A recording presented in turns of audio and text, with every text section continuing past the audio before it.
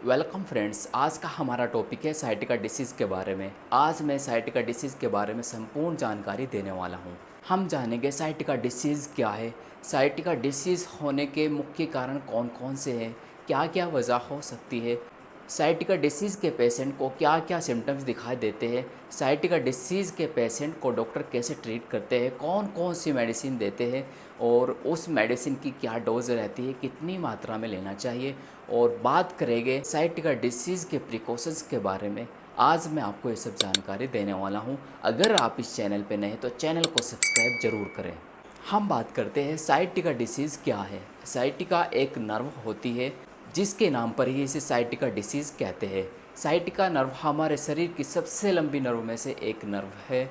यह नर्व हमारी spinal cord रीढ़ की हड्डी में से छोटी छोटी नर्व एक बंडल की तरह निकली हुई है, जैसे कि आप स्क्रीन पे देख सकते हो।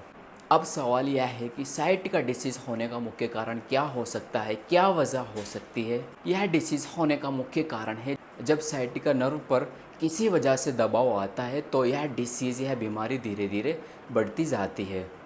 और यदि बात की जाए साइटिका नर्व पर दबाव क्यों आता है, साइटिका नर्व पर जो रीढ़ की हड्डी स्पाइनल कॉर्ड की डिस्क फट जाने के कारण और स्पाइनल कॉर्ड की केनाल जो रीढ़ की हड्डी की नहैसी टाइप की होती है, उसका संकुचित और संक्रिय होने के कारण यह दबाव आता है। या फिर साइटिका नर्व पर किसी वजह से चोट लग जाने के कारण भी यह डिसीज़ हो सकता है। तो यह थे साइटिका डिसीज़ होने के मुख्य कारण। अब हम बात करते हैं साइटिका डिसीज़ के पेशेंट को क्या क्या सिम्टम्स दिखाई देते हैं। इसमें व्यक्ति को जो हमारे स्पाइनल कॉर्ड का लास्ट का एंड का हिस्सा होता है, पीठ के पिछली साइड के निचले हिस्से से दर्द होना शुरू होता है और यह दर्द हमारे पैर से होते हुए पैर के तलवों तक होता है। इसमें व्यक्ति को पैर में दर्द का होना, झुनझुनाहट, कंपन का होना, पैर में कमज़ोरी महसूस होना और चलने में दिक्कत का होना जैसे सिम्टम्स दिखाई देते हैं। अगर आपको यह सिम्टम्स दिखाई देते हैं तो आप समझ जाना आपको साइटिका डिसीज़ है, आपको इसका ट्रीटमेंट कराना बहुत आवश्यक है। अब बात करते हैं साइटिका डिसीज़ के पेशेंट को डॉक्टर कैसे ट्रीट करते हैं, इसमें कौन कौन सी मेडिसिन देते हैं। इसमें डॉक्टर साइटिका डिसीज़ के पेशेंट को कोई भी एक पेन किलर टैबलेट देते हैं, जैसे कि आइबुप्रोफेन टैबलेट, वोविरान एसआर टैबलेट। जो वोविरान एसआर टैबलेट होती है, इसमें एसआर प्रेजेंट होता है। एसआर का मतलब होता है यह टैबलेट अपना असर धीरे धीरे करती है और इस टैबलेट का असर लंबे समय तक रहता है। अगर आपको इस टैबलेट के बारे में संपूर्ण जानकारी डिटेल में चाहिए तो आप आई बटन पे क्लिक करके देख सकते हो, या फिर मैं इसका लिंक डिस्क्रिप्शन में डाल दूँगा, आप देख लेना।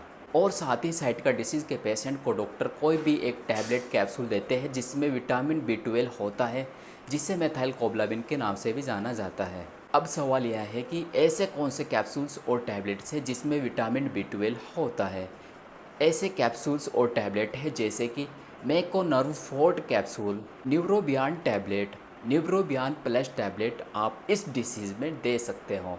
अगर आपको न्यूरोबियान टैबलेट और न्यूरोबियान प्लस टैबलेट के बारे में संपूर्ण जानकारी डिटेल में चाहिए तो आप इसे आई बटन पे क्लिक करके देख सकते हो, या फिर मैं इन दोनों टैबलेट्स का भी लिंक डिस्क्रिप्शन में डाल दूंगा, आप देख लेना। विटामिन B12 का हमारे शरीर में क्या रोल होता है। जब हमारे शरीर में कोई भी नर्व डैमेज हो जाती है, जैसे कि साइटिका नर्व का डैमेज हो जाना जिसकी वजह से साइटिका डिसीज़ होता है, तो उस नर्व को सही करने के लिए या फिर उस नर्व को सही डायरेक्शन प्रोवाइड करने के लिए विटामिन B12 दिया जाता है, ताकि कोई साइटिका डिसीज़ जैसी समस्या ना हो सके।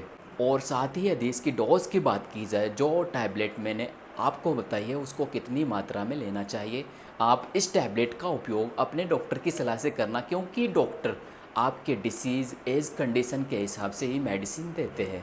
फिर भी मैं आपको सामान्य जानकारी के लिए बता देता हूँ, जो वोविरान एसआर टैबलेट होती है और न्यूरोबियान 4 टैबलेट होती है, उनमें से एक एक टैबलेट पर डे ले सकते हो। दिन में एक बार यह टैबलेट ले सकते हो। खाना खाने के बाद आफ्टर मील्स यह टैबलेट ले सकते हो। अब बात करते हैं इस डिसीज़ के प्रिकॉशंस और वार्निंग्स के बारे में।